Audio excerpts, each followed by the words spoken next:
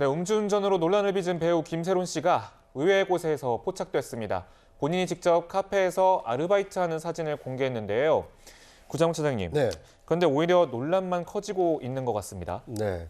그러니까 이제 저 사진을 공개하기 전에 어떤 일이 있었는지를 좀 아시면 이해가 될 텐데요. 김세론 씨가 이제 음주운전 사고를 낸 이후에 이제 이 경제 활동을 못해서 경제적으로 상당히 좀 어렵다. 이제 이렇게 이제 본인의 어떤 그 어려움을 토로를 했습니다. 그런데 이제 문제는 음주운전 사고와 관련된 재판에 굉장히 고액의 수임료를 줘야만 쓸 수 있는 이 전관 변호사를 이제 자신의 변호인으로 선임을 한 겁니다. 그러다 보니까 아니 도대체 경제적으로 어렵다는 사람이 어떻게 전관 변호사를 썼느냐 이런 논란이 빚어지니까 실제로 어렵다는 걸 간접적으로 보여주기 위해서 저렇게 아르바이트하는 이 사진을 공개를 한 겁니다. 이제 그러다 보니까 도대체 사고 낸 것도 잘못된 거지만 왜 해명 경제적으로 어렵다라는 것조차도 거짓 아니냐 이런 새로운 논란에 휩싸여서 김세론 씨로서는 상당히 좀 곤혹스러운 입장에 처해 있는 상황입니다. 네, 변호사님 지금 보도에 따르면은 김세론 씨가 어느 매장에서도 정식으로 알바한 적이 없다 이런 해당 프랜차이즈의 입장이 나오면서 더 비판을 받고 있는데 이 프랜차이즈의 입장에 대해서는 좀 어떻게 보시나요? 그러니까 결국 김세론 씨가 좀 혹을 떼려다가 혹을 오히려 붙인 격이 된 것 같습니다. 본인은 나름대로는 SNS에 사진을 공개하면서 연예인이지만 지금 이 사고 이후에 SNS를 통해서 뭔가 아르바이트도 하고 있고 생활고에 시달리고 있다 이런 부분들을 좀 호소하려고 했던 것 같은데요. 카페 측에서는 일단 정식으로 아르바이트로 일한 적도 없다라고 했기 때문에 그렇다면 저 모든 것이 설정이냐라는 이제 의혹을 살 수밖에 없는 것입니다. 또한 이 사진 속을 보면 네티즌들로 향해서 이제 위생관념까지도 지적을 받게 됐는데요. 특히 이제 위생장갑을 쓰고 저렇게 머리를 묶는 모습이라든지 뭐 빵을 굽는 데 가서는 이제 모자를 막 벗고 있다든지 이제 이런 뭐 긴 머리를 늘어뜨리고 있다든지 이런 모습들을 봤을 때는 이제 보시는 분들 입장에서 과연 위생관념이 있는 것이냐, 적절한 제대로 된 아르바이트생이었느냐에 대해서도 의혹을 삼게 되는 것이고 게다가 정식으로 아르바이트를 근무한 사실도 없다라는 부분들까지 나오게 되면서 과연 김세론 씨가 이 사죄하는 마음이라든지 자숙하는 마음에도 진정성이 있었는지 이 부분까지도 지금 의심을 받고 있는 상황입니다. 네, 그리고 첫 공판에서 생활고를 호소하며 선처를 요청했던 모습과 달리 국내 10대 로펌의 대표 변호사를 선임한 것으로 알려져서 비난을 받고 있는데요.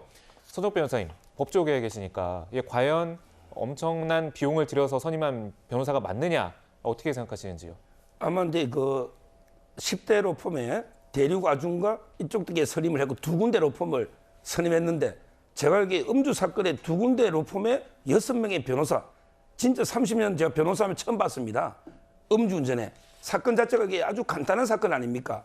제가 근데 다른 사건 때문에 큰 로펌에 한번 가보니까 보통의 억대 밑으로는 변호사비가 거의 없어요. 통상적으로는 큰 로펌들은 상당히 수임료가 엄청나게 비쌉니다. 그런데 본인이 이게 아주 생활 고나게 어렵다 하면서 이렇게 10대 로펌이나 두 군데를 선임한다? 그럼 이게 재판장이 볼 때 어떻게 보겠습니까? 저는 검찰에서 이게 2천만 원 구형했거든요. 근데 문제는 구형에 판사가 꼭 따라야 되는 건 아닙니다. 구형보다 이게 더 많이 나오는 형도 있습니다. 이 정도라면 제가 사고 경위도 아주 질은 안 좋더라고요. 이런 식으로 이게 재판부를 계속 양형 사유 가지고 기망을 한다면 오히려 구형보다 형이 더 놓을 경우도 있지 않을까 이렇게 예측해 봅니다. 네, 그런데 좀 방금 전에 저희가 봤던 그 프로필을 다시 한번 말씀을 드리면 그 전관 변호사를 선임을 한 것으로 나오는데 이 전관 변호사, 이 전관예우 문제는 계속해서 좀 나오고 있잖아요. 네. 확실히 좀 효과가 있다고 보이십니까? 어떠세요? 사실 전관예우라는 것은 우리나라 사회에 절대 있어서는 안 되고 앞으로도 있어서는 안 될 겁니다. 하지만 좀 전관 변호사 그러니까 뭐 법원에서 뭐 부장판사 출신이라든지 뭐 부장검사 출신의 변호사들이 뭐 전관 변호사라는 이름으로 실제로 법조계 현장에서 활동하고 있는 것도 사실이고요. 그리고 일반 의뢰인들도 그런 전관 변호사에게는 많은 수임료와 많은 착수금을 주면서 뭔가 다른 효과를 기대하는 부분도 실제로 있는 것 같습니다. 그러나 일단 전관 변호사가 얼만큼의 효력이 있는지에 대해서는 또 변호사들마다 의견은 갈리기는 하는데요.